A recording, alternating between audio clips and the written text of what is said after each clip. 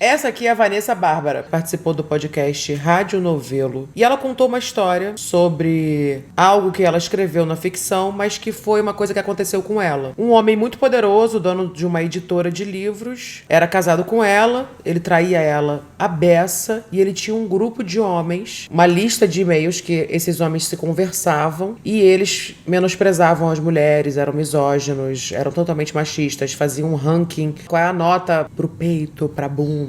Quando eles terminavam com as mulheres, eles falavam assim, ó, terminei, quem que é essa aqui? Oferecendo mulheres, tratando elas como objetos. E a Vanessa, o marido dela fazia isso com ela também. E todo esse grupo era feito de homens do mercado literário, que a Vanessa sempre fez parte, e eram amigos dela. Sério. E ela expôs tudo isso. Isso virou uma fofoca gigantesca. O cara se pronunciou, o André Conte. A mulher dele, a Tércia, se pronunciou também. E virou um bafafá. Bora ouvir essa fofoca? Então vem aqui, que eu vou te contar tudo. Já se inscreve no canal, deixa seu like e vai comentando. Bora. Só pra você entender, a Vanessa Bárbara, ela é uma escritora, ela tem livros publicados, ela foi participar desse podcast e foi fazer uma narração do que ela escreveu, que é uma história que ela passou. As pessoas ligaram uma coisa na outra, foram no X, né, no Twitter, encontraram esse cara e aí começou toda essa história. Vocês vão ver agora com detalhes o que acontecia. A Casa dos Homens de Esquerda, a partir do podcast da Rádio Novelo, que se chama CPF na Nota, que eu recebi de 2 amigas ontem falando você precisa ouvir isso. E é a história de uma jornalista que já escreveu um livro sobre isso, que viveu um relacionamento com um cara que é um editor, um dono de editora hoje em dia, um cara super esquerdo macho, intelectual de esquerda, uma pessoa sobre isso, que viveu um relacionamento com um cara que é um editor, um dono de editora hoje em dia, um cara super esquerdo macho, intelectual de esquerda, uma pessoa que ganha dinheiro e que na história aí, que eu sugiro que vocês assistam, que o podcast, a Rádio Novela é ótimo, esse podcast é bom, é interessante, ela fala sobre descobrir que, na verdade, esse marido dela tinha um grupo de homens que também são todos da elite intelectual de esquerda brasileira. Ih, já tô vendo onde isso vai dar. Onde esses caras trocavam informações sobre mulheres, basicamente. Inclusive trocar mulheres, assim, ai, acabei com essa aqui, alguém quer? Quê? É o quê, gente? Que é isso? Nesse nível, se referindo às mulheres por XOXOTA, olha, estamos aí fazendo um swap de, né? Entre outras coisas, Que isso, tipo...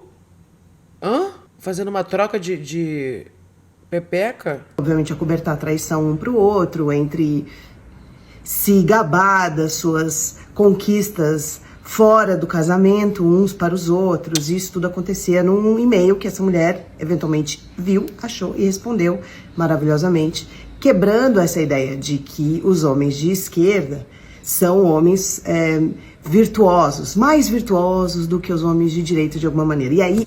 Ai, gente, eu acho que é legal quebrar essa ideia, mas eu não sei de onde chegou essa ideia, porque simplesmente não faz sentido você achar que só porque o cara é de esquerda, né, independente do seu posicionamento político, porque o cara, ele não votou em não sei quem, então com certeza ele é um cara legal, ele não vai ser abusivo. Não tem nada a ver. Não é porque ele é a favor de movimentos ou de pautas identitárias que falam de assuntos que geralmente a direita não fala, não quer dizer que essa pessoa ela é um primor só porque as gays têm que viver. E não é por isso que a pessoa é um primor, não. Eu preciso voltar à sempre maravilhosa Valesca Casanello, que fez um estudo sobre a Casa dos Homens. Ela se infiltrou de uma maneira, não ela, mas ela conseguiu isso, ficar dentro de grupos de WhatsApp de homens e acompanhar o comportamento desses caras. E ela falou e escreveu sobre isso, eu acho genial, porque esse comportamento desses homens, quando eles acham que não tem ninguém ouvindo, olhando, é assustador para mulheres, porque é profundamente objetificante. Então... É do tipo assim, como são os homens quando ninguém tá olhando? O que eles fazem? Enquanto você fica aí, ó, discutindo minúcias se ele respondeu ou não uma mensagem, ou se vai rolar no date ou não, ou vendo com detalhes no seu grupo de amigas se a roupa que você vai no encontro tá legal, eles estão fazendo esse tipo de coisa. Isso existiu nesse mundo literário, aí, onde essa jornalista ainda vive, então ela tem que saber com quem ela está encontrando na festa literária de Paraty, esses caras que lançam livros sobre decolonialismo, e eles estão lá ranqueando teta de mulher uns pros outros no grupo do WhatsApp. Então vou... Galera, enquanto você tá batendo palma aí porque é intelectual, porque é isso e aquilo, porque com certeza esse cara não vai ser assim, ele tá lá ranqueando teta. Olha que absurdo. Voltamos para o grupo do WhatsApp e como os homens se comunicam em hierarquia entre si e como isso significa objetificar os corpos femininos e também as vidas femininas, né? Porque se você tá discutindo ali como você é bonzão porque você trai a sua mulher e o outro te acoberta, não é que você é machista ou misógino, você é um escroto. Você tá disputando mulher, ranqueando o peito, vendo se, acabei com essa aqui, quem quer? Que isso? Você é só um homem escroto, uma pessoa escrota. E aqui, muito. Fazer um parêntese pra dizer que isso não quer dizer que mulheres não objetificam homens, que mulheres não podem ser escrotas e que a gente é superior. Não é isso. Porém, eu nunca tive um grupo onde a gente ficava mandando foto de partes íntimas de homens umas pras outras. Nunca tive que mentir pra uma mulher, pra um homem, para proteger uma amiga de ser acusada de traição. Nunca pedi para uma amiga mentir para um homem para me acobertar em uma situação de traição. É muito louco o universo deles, né? É outra história. Nunca terminei um caso com um homem e botei ele na roda das minas, falando, quem vai ser o próximo? Vou dar uma dica, ele acaba rapidinho, hein? Caraca, cara, eu não sei como é que essa mulher que ficou no grupo sobreviveu pra ver isso, porque... Ai... Isso nunca aconteceu, isso nunca me ocorreu. A gente fala de homem, a gente fofoca, a gente faz... Tá tudo certo, todo mundo pode ser escroto aí nessa vida. Sim. E tem outra coisa que uma amiga falou muito bem. Ela falou, isso aconteceu há 13 anos, nesse caso aí, desses esquerdomachos da área jornalística e literária. Qual é o tempo para isso deixar de ser um crime, né? Para esses caras pararem de ser vexados por terem tido esse grupo supostamente há X tempo. Eu não sei, eu não acho que a cultura da gente cancelar esses caras, porque tá rolando isso, tem um card aí passando entre as mulheres da classe média que gosta de literatura, de saber quem são esses caras, quais são as editoras, para que revistas eles escrevem, etc. Sim. Então, porque as mulheres querem saber com quem elas estão lidando também. Tem uma data limite para o quão escroto você pode ser, porque parte disso você pode colocar na conta de ser moleque, né? E de não ter amadurecido.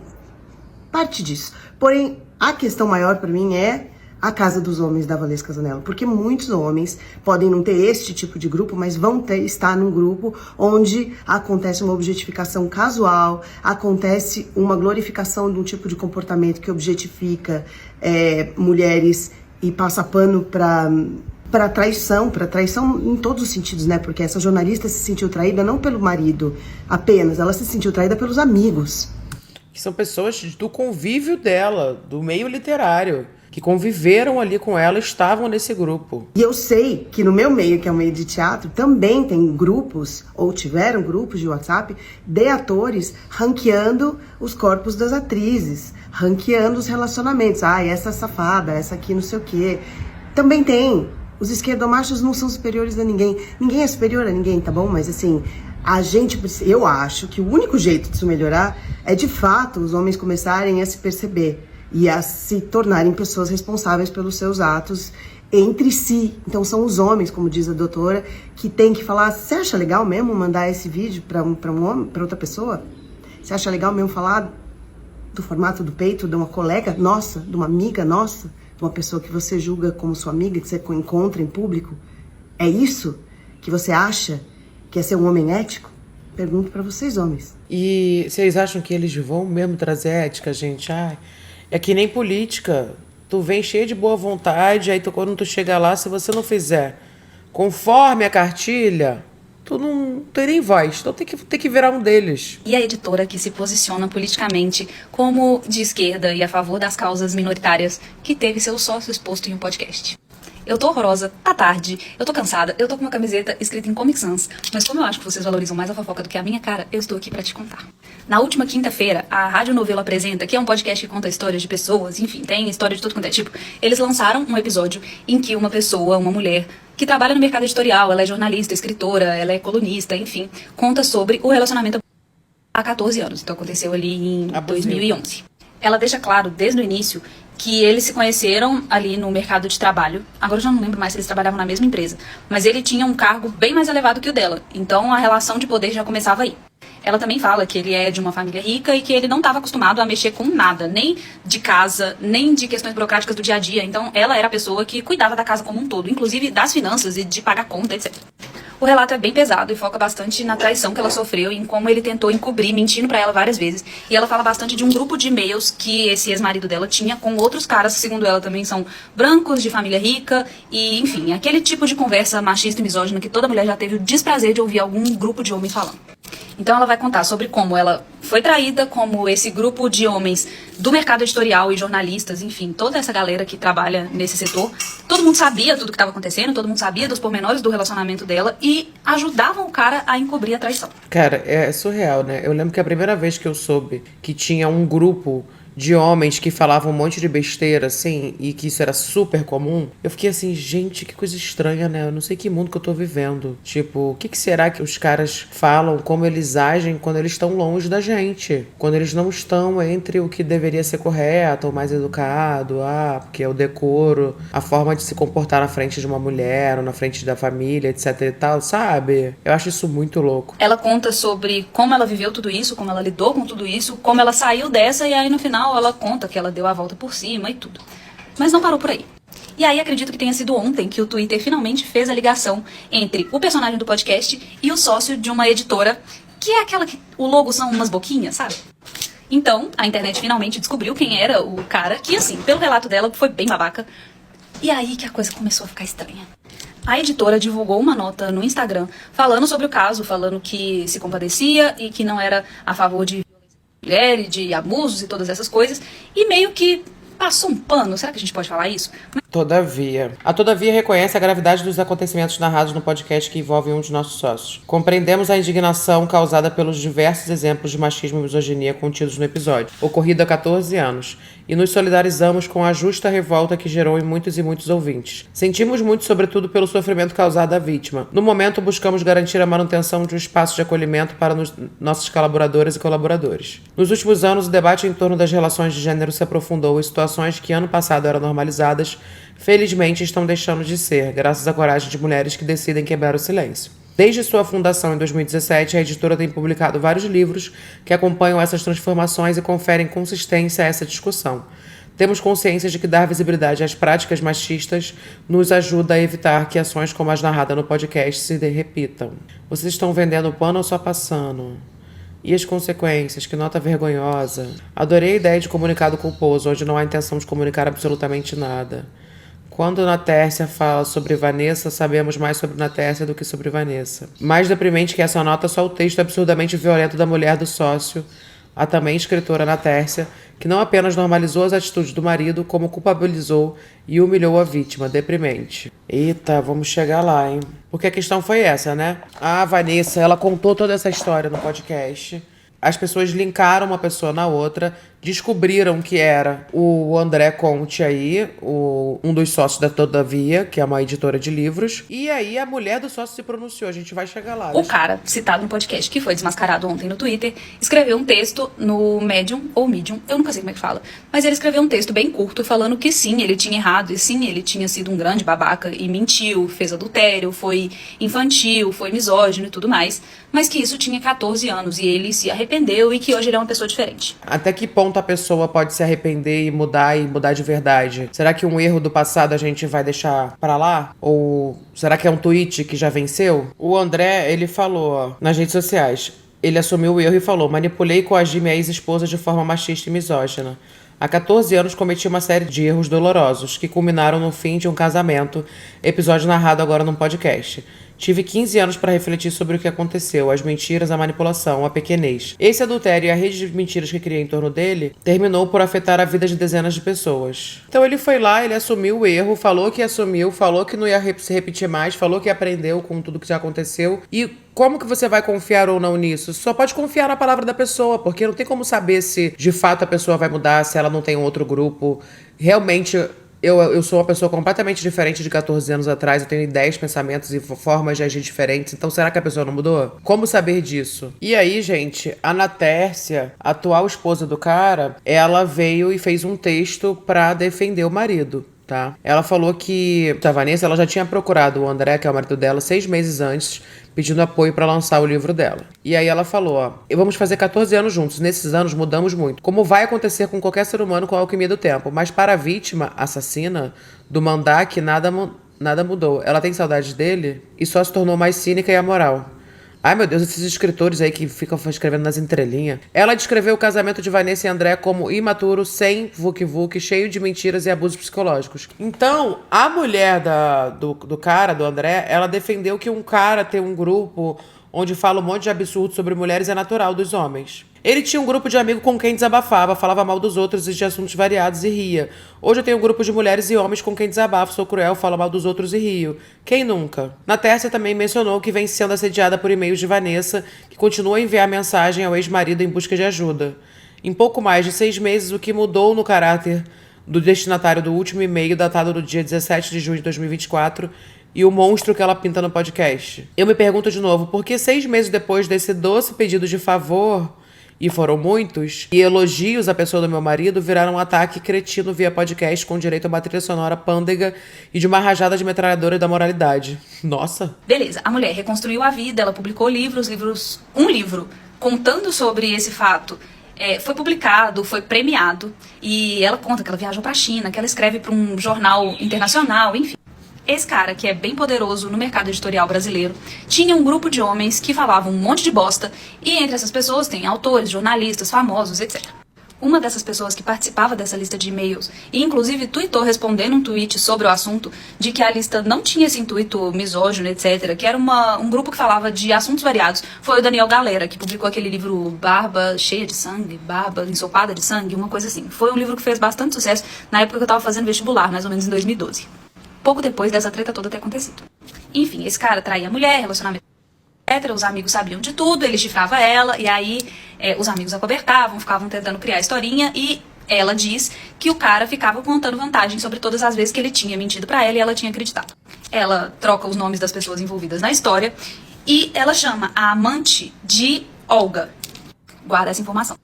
Ontem, dia 20 de janeiro, o Twitter descobre quem é o cara, dá nome aos bois, e aí a editora que esse cara é dono se pronuncia no Instagram falando que é contra esse tipo de relacionamento abusivo e sente muito por todas as pessoas envolvidas e tal, mas dá ali uma ênfase de que de fato isso aconteceu há 15 anos. Não, isso é um fato, isso aconteceu. O próprio personagem principal da história também se pronuncia, fala que realmente foi um babaca, admite tudo, mas meio que tenta, tipo, foi há 14 anos, talvez não precise dessa caça às bruxas neste momento. E aí sai um texto bem mais ácido da atual desse cara, que é uma mulher bem famosa, porque ela tem uns livros famosos aí publicados. Ela conta que a vítima que gravou o podcast da Rádio Novelo Apresenta, na verdade, ficava meio que perseguindo eles e mandando e-mail e pedindo a ajuda dele pra divulgar os livros dela, que, segundo a atual esposa do cara, não são bem sucedidos porque a mulher é chata, os livros dela são monótonos, etc. E aí o negócio vira uma baixaria sem tamanho, porque, inclusive, Olga é o nome da filha desse cara com a atual mulher. Nossa! Então ela usou o nome da filha do abusador dela como pseudônimo pra amante dele no passado. A história do podcast, ela é toda contada de uma forma muito polida, assim. Até por ser um podcast que já tem um certo renome e tal, é óbvio que eles não iam apelar pra baixaria. Mas esse texto é uma baixaria sem tamanho. Ela reforça que o marido dela, de fato, foi um babaca, foi um escroto, que ele, de fato, traiu a mulher e que ele tinha sido infantil demais pra admitir na época. Mas também fala que o grupinho de amigos ainda está relativamente unido, que eles ainda são próximos do cara lá dos 14 anos atrás. Enfim, conta que, beleza, ele fez merda, mas já tem 14 anos. E aí, esse é o resumo até agora. Como essa é uma editora um pouco mais nichada, mas não muito, tá? Gente, mas essa fofoca, ela sacudiu o meio literário mesmo e chegou no Twitter e chegou no universo das mulheres, porque isso resgatou todo o assunto sobre masculinidade tóxica no universo dos homens, sobre a objetificação da mulher, colocada como um objeto, como quer, não quero mais, toma aí pra você, não quero mais não. Sabe, a mulher sendo colocada como uma coisa. A gente deixa de ser humana e vira só um pedaço de carne. Ontem, a Mônica Bergamo, repórter da Folha, escreveu uma coluna com nomes de todos os envolvidos. A Vanessa Bárbara, que gravou o podcast, é essa mulher aqui. E os outros caras que estavam envolvidos ali naquela confusão da troca de e-mails também já foram expostos. São eles, o Daniel Galera, que publicou aquele livro Barba Ensopada de Sangue, que fez bastante sucesso uma época aí. O Michel Laube, que tem alguns livros publicados, eu já li 2, o Solução de 2 Estados e o Tribunal da Quinta-feira, que inclusive tem umas situações um pouco parecidas com essa confusão toda.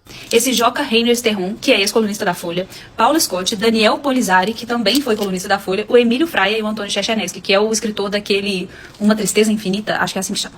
O Michel Laube se pronunciou e falou que muita coisa mudou nos últimos 14 anos e que as pessoas envolvidas na história viraram protagonistas de uma trama que está sendo tratada nas conspirações do presente. Ah, então aí, ó, nessa matéria aí tem homens que foram citados e que estão se pronunciando. Ficou muito esquisita essa posição dele, e aí ele fala que sobre o que estão acusando ele tá tirando prints e depois ele vai decidir o que ele vai fazer a respeito. Esse Joca Terron criticou o podcast por não ter ouvido os dois lados da história, uma coisa que a Matécia também criticou. Ele fala também que as pessoas estão sendo vítimas de lincha online. Enfim, o Emílio Fraia foi um dos que se posicionou de forma mais branda. Ele fala que sente muito por tudo que aconteceu, que gostaria de pedir desculpas a Vanessa e queria poder dialogar, aprender com os erros e escutar. O Paulo Scott fala que a dor legítima de uma pessoa que fez parte de uma relação conjugada encerrada dolorosamente não podia ser estendida a pessoas que participaram ou estiveram envolvidas de alguma forma com o fim desse relacionamento. O Daniel Galera, que eu já tinha falado no último vídeo, falou que se solidariza com a dor dos envolvidos, mas que aquela troca de e-mails e tal não era exatamente da forma que a Bárbara relatou no podcast. Ele tinha falado, e agora já não sei se foi no Threads ou no Twitter, que era um grupo que falava sobre tudo, inclusive sobre a vida pessoal de todo mundo que estava envolvido ali. O Antônio Chechenesky falou que não conhecia a Vanessa Bárbara na época, mas enviou o mais sincero possível pedido de perdão, falou que eles foram todos envolvidos num caldo de machismo e misoginia e que ele reproduzia falas e comportamentos nessa época que ele se arrepende e se envergonha. O Hermano Freitas falou que o assunto é de natureza pessoal e o Daniel Pelizari e o Marcelo Traça não quiseram se manifestar. A coluna da Mônica Bergamo termina falando que procurou a Vanessa Bárbara para ela falar sobre e ela não quis pronunciar. E reforça que ela falou que no podcast ela sofreu muita retaliação e ela teve que se afastar do mercado editorial brasileiro. Mas a Mônica também confronta isso. A Mônica Bergamo fala que esse fato foi contestado por algumas pessoas porque ela teve livros publicados pelos selos da Companhia das Letras, onde o Conte e o Emílio Fraia trabalhavam. E ela também publicou muitas matérias na revista Piauí, que é do Mário Sérgio Conte, pai do André, ex-marido dela. Na minha opinião, a parte mais triste disso tudo é ver que as mulheres continuam sofrendo violência dentro e fora do mercado editorial. Eu vi muitas mulheres escritoras que são publicadas ou não pela Todavia sendo cobradas de se manifestarem, sendo que elas não têm nada a ver com o assunto. E é muito triste ter que ver mulheres se explicando por um monte de merda que foi feita por homens 14 anos atrás. E quando eu falo sobre isso tudo ter acontecido 14 anos atrás, não é tentando passar pano e diminuir o que aconteceu. É só pra gente ter um pouquinho de noção também de que há 14 anos não era tanto tempo assim, mas a mentalidade ainda era muito diferente da que a gente tem hoje. Uma das coisas, inclusive, que a Anastasia fala no texto dela é que era um bando de homem falando mal de mulher e que quem nunca. Ela fala que ela mesma tem grupos com amigas em que elas falam mal de homens e falam outras bobagens.